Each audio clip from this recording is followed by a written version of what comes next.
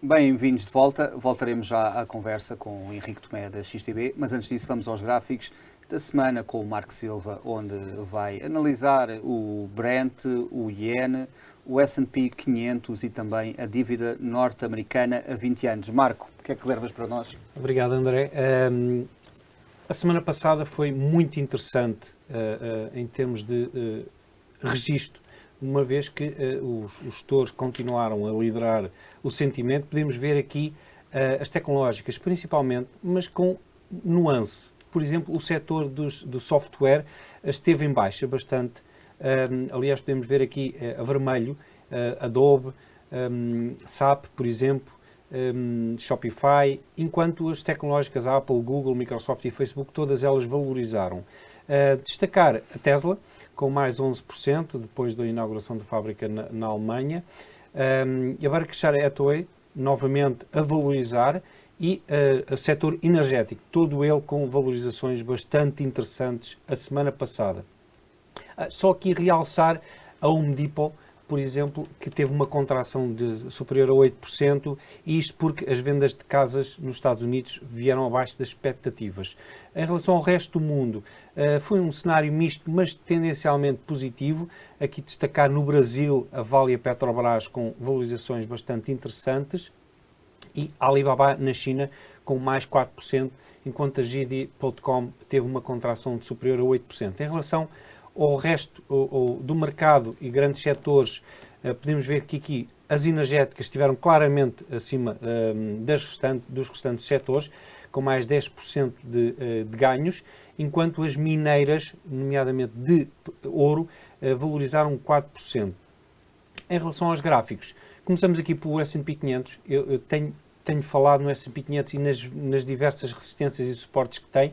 Podemos ver que está prestes a tocar aqui nesta linha laranja, que poderá oferecer resistência no curto prazo, podendo depois vir aqui testar a linha azul. Vamos ver se será uma nova perna da contração ou se teremos aqui perante máximos no curto prazo. Em relação ao petróleo, eu tinha referido esta linha azul como zona de resistência e efetivamente foi lá já 2 vezes e voltou para trás. Agora tem esta linha laranja como resistência aqui nos $119 por barril. Vamos ver, isto é um Head and Shoulders, uma figura técnica, vamos ver se resiste, e se resistir podemos ter aqui então uma contração substancial aí até aos 105, $100 por barril no Brent. Em relação à dívida norte-americana, este é um gráfico da dívida de longo prazo, mais de 20 anos, e podemos ver aqui desde o início do ano claramente um canal descendente. Isso significa que quando as obrigações descem, significa que os juros estão a subir. E portanto podemos ver desde o início do ano a tendência é muito clara e não há aqui ainda perspectivas de que possa abrandar. Portanto, os juros poderão ainda subir um pouco mais. Por fim, aqui o dólar-iene, que podemos ver que depois de ter estado aqui 3 ou 4 meses a consolidar lateralmente no final do ano passado, assim que houve a incursão militar da Rússia na Ucrânia, disparou aqui a valorização do dólar em relação ao iene, por uma razão muito simples, é que o Japão tem uma grave dependência em termos energéticos e, portanto, a subida do preço do Brent, principalmente, vai agravar as trocas comerciais, e é por isso que a moeda nipónica, que costuma ser até um ativo refúgio, está a desvalorizar em relação ao dólar. E é tudo, André. Marco, obrigado. Vamos, Henrique, agora regressando aqui à nossa conversa. Henrique, vamos agora aqui olhar para as criptomoedas. No último mês, a Bitcoin e a Ethereum registraram subidas acima de 9%. Isto está relacionado com a invasão russa da Ucrânia e a procura por ativos de refúgio? Está relacionado com outras questões? Qual é que é a tua análise? Eu diria que o mercado de criptomoedas engloba-se no mercado, na classe de ativos de risco.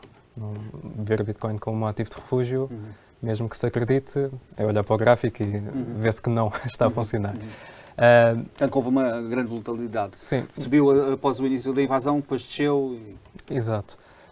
No entanto, diria que o mercado dos criptoativos tem-se comportado de forma bastante positiva, independentemente das quedas que registraram. O facto de Ethereum estar a cerca de 30% a 40% dos máximos históricos, Bitcoin também, de forma muito semelhante.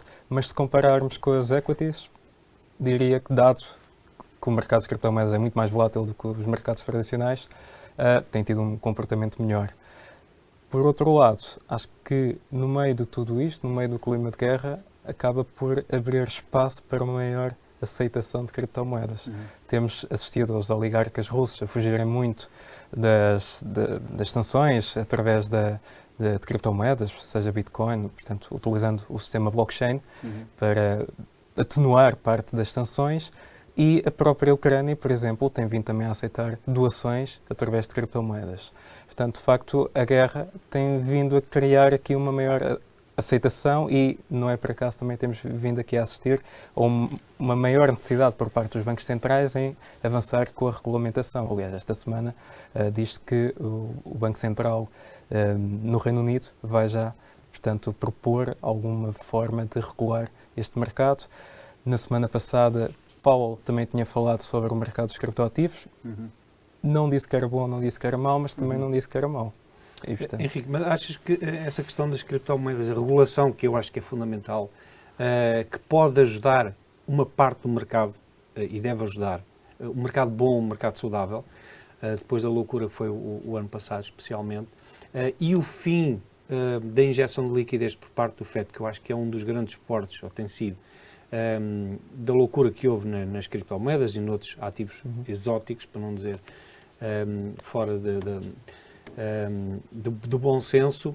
Não achas que vai haver aqui finalmente os investidores vão começar a olhar para os ativos que são realmente bons e que têm fundamentos e limpar uma boa parte do mercado das criptomoedas que faz aqui um bocado de ruído e que não tem grande utilidade?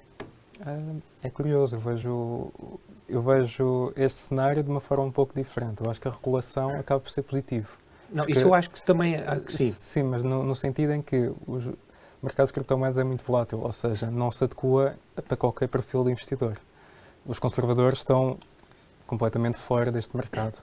No entanto, há muitos céticos em relação ao mercado. E o facto de ser um mercado regulado, em vez de fazer com que, independentemente de se vir a pagar mais valias ou não pelos ganhos em criptomoedas, isso pode fazer com que atraia ainda mais capital. E, na verdade, temos assistido, sobretudo capital institucional, a entrar mais no mercado. Por isso, eu diria que a regulação é fundamental e pode também aumentar ainda mais. Mas acho que poderá haver uma seleção dentro do mercado? Eventualmente, até porque este mercado acaba por ter 12 anos, 13 anos, e há pessoas que estão já inseridas neste mercado há muito tempo. Eventualmente o que vamos assistir é uma transição de alguns players mais antigos a liquidar parte dos seus ganhos e alocar o seu capital para outros tipos de investimentos, mas eu acho que vamos assistir muito mais à entrada de novo capital do que propriamente à saída. Dentro dos ativos de refúgio, o ouro tem sido procurado? Como é que tem estado aqui a comportar-se nas últimas semanas? Sim, o ouro, sendo um ativo de refúgio, tende sempre a ter um bom desempenho em períodos de incerteza. E com a escalada do conflito, o ouro tem sido um dos principais beneficiados com tudo isto.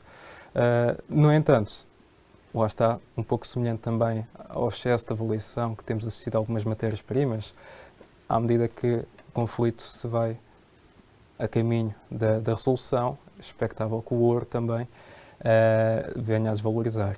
Outro ponto que pode pesar também na valorização do ouro é o facto das políticas monetárias conduzidas pela FED apoiarem também um dólar mais forte. Ora, se tivermos um dólar mais forte, em princípio o ouro também poderá ficar mais fragilizado. Portanto, diria que depende muito, claro, do conflito, mas o ouro pode estar exposto a correções um pouco mais acentuadas.